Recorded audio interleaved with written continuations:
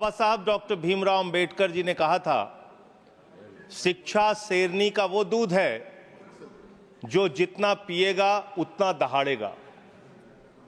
अगर भारत संजय सिंह। जी हाँ, नमस्कार साथियों, आप देख रहे हैं अपने यूट्यूब चैनल बहुजन दस्तक 24। सदन में गरजे आम आदमी पार्टी के सांसद संजय सिंह ने कहा कि कौन है वो लोग जिन्होंने आज़ादी के आंदोलन में गद्दारी की, कौन है वो लोग जिन्होंने तिरंगे झंडे का विरोध किया, कौन है वो लोग जिन्होंने जिन्ना की मुस्लिम लीग के साथ सरकार बनाई।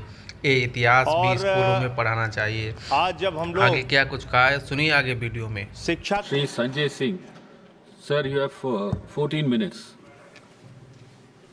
धन्यवाद मान्यवर, आपने इस महत्वपूर्ण विषय पे मुझे अपनी बात कहने का मौका दिया। सदन में माननीय शिक्षा मंत्री जी भी हैं और आज जब हम लोग शिक्षा के बारे में बात कर रहे हैं तो बाबा साहब डॉक्टर भीमराव अंबेडकर जी को याद करना बहुत आवश्यक है। बाबा साहब डॉक्टर भीमराव अंबेडकर जी ने कहा था, शिक्षा शेरनी का वो दूध है जो जितना पिएगा उतना दहाड़ेगा। अगर भारत शिक्षित बनेगा तभी विकसित बनेगा मान्यवर। शिक्षित भारत ही विकसित भारत बन सकता है। लेकिन वास्तव में इस शिक्षित भारत की सच्चाई क्या है? हो सकता है कि सरकार ने अपनी ओर से बड़े बड़े दावे किए हों, बजट में बड़ी बड़ी घोषणाएं की हों, लेकिन जमीन पर उसकी सच्चाई क्या है, ये आपके माध्यम से सरकार को और देश को जानना जरूरी है। मान्यवर, सबसे पहले मैं आपके सामने पूरे देश में ड्रॉप आउट स्टूडेंट का आंकड़ा रखना चाहता हूं। वर्ष 2022-23 और 23-24 में पूरे हिंदुस्तान के अंदर, पूरे भारत में 54,77,223 बच्चों ने सरकारी स्कूल की शिक्षा छोड़ी है मान्यवर। 54,77,223 बच्चों ने, और ये बच्चे एक कक्षा से लेकर 8वीं कक्षा तक के बच्चे। इनमें आसाम का अगर आंकड़ा पढ़ें तो 3,58,075 बच्चों ने सरकारी स्कूल की शिक्षा छोड़ी है। गुजरात का अगर आंकड़ा पढ़ें, जिसके विकास के बारे में बड़े बड़े दावे किए जाते हैं, 1,38,813 बच्चों ने सरकारी स्कूल की शिक्षा क्लास 1 से क्लास 8वीं तक छोड़ी है। अगर आप मणिपुर की बात करें, 17,991 बच्चों ने सरकारी स्कूल की शिक्षा छोड़ी है। अगर आप मेघालय की बात करें, 65,532 बच्चों ने सरकारी स्कूल की शिक्षा छोड़ी है। अगर आप राजस्थान की बात करें, 8,99,240 बच्चों ने सरकारी स्कूल की शिक्षा छोड़ी है। और अगर आप उत्तर प्रदेश की बात करें तो 7,41,626 बच्चों ने सरकारी स्कूल की शिक्षा छोड़ी है। दिल्ली का आंकड़ा मैं जान रहा था कि हमारे भाई दिल्ली का आंकड़ा जरूर पूछेंगे, इसलिए बोलना जरूरी है।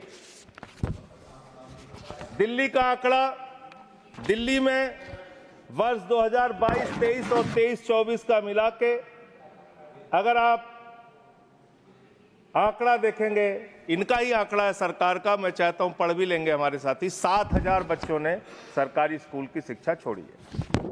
ये आंकड़े मान्यवर बहुत चौंकाने वाले, बहुत परेशान करने वाले और ये बताने वाले हैं कि सरकारी स्कूल से किस तरह से पूरे देश में शिक्षा छोड़ के बच्चे अपने घर पर बैठ रहे हैं। और इसमें भारतीय जनता पार्टी के शासित राज्यों के बारे में जो मैंने आंकड़ा पढ़ा है वो निश्चित रूप से चौंकाने वाला है। इनको इसकी ओर ध्यान देना चाहिए।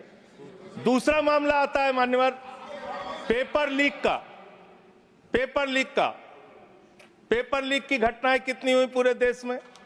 पिछले 7 वर्षों में 70 एग्जाम ऐसे हैं, 70 परीक्षाएं ऐसी हैं जिसमें पेपर लीक हुआ। 70 परीक्षाएं मान्यवर। कितने परिश्रम से एक कांस्टेबल की परीक्षा के लिए एक बेरोजगार नौजवान अपनी तैयारी करता है। कितने परिश्रम से एक क्लर्क की नौकरी के लिए, एक पीसीएस आईएएस की नौकरी के लिए, कितने परिश्रम से अपने घर की जमीन बेच के एक नौजवान परीक्षा की तैयारी करता है, लेकिन पेपर लीक हो जाता है।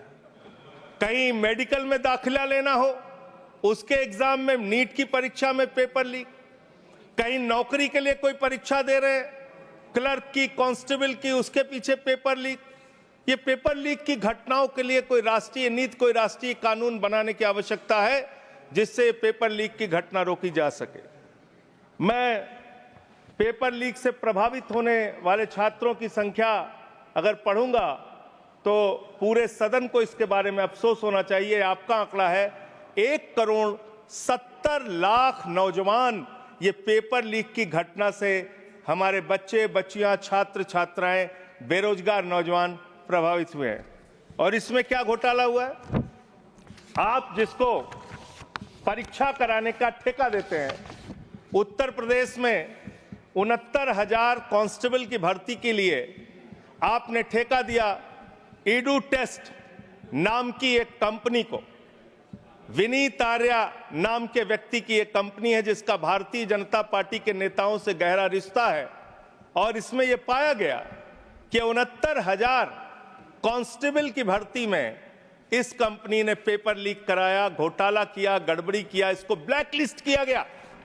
जांच एजेंसियों के सामने यह आदमी प्रस्तुत नहीं हुआ और इसके बाद इसी कंपनी को बिहार में भी एग्जाम कराने का ठेका दे दिया गया।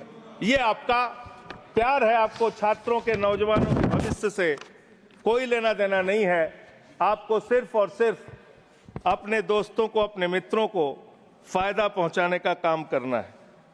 तीसरा जो आंकड़ा है वो आंकड़ा है आपके अलग अलग योजनाओं में जो आपने खेल किया है, और ये खेल समझना बहुत जरूरी है। आपने एक स्कीम शुरू किया, एससी, एसटी, ओबीसी के बच्चों को छात्रवृत्ति की स्कीम, उनको स्कॉलरशिप देने की स्कीम। इसका नाम रखा प्रधानमंत्री उच्चतर शिक्षा प्रोत्साहन स्कीम। इतना लंबा भारी भरकम नाम पढ़ के आदमी का सीना चौड़ा हो जाता है, जैसे प्रधानमंत्री जी एससी, एसटी, ओबीसी के लिए कोई बहुत क्रांतिकारी कदम लेके आए। इस योजना में क्या किया आपने? और इसमें हाई स्कूल से लेकर पोस्ट ग्रेजुएट, इंजीनियरिंग और पीएचडी के जो छात्र हैं एसटी, एससी, ओबीसी के, उनको अब स्कॉलरशिप देने की बात करते हैं।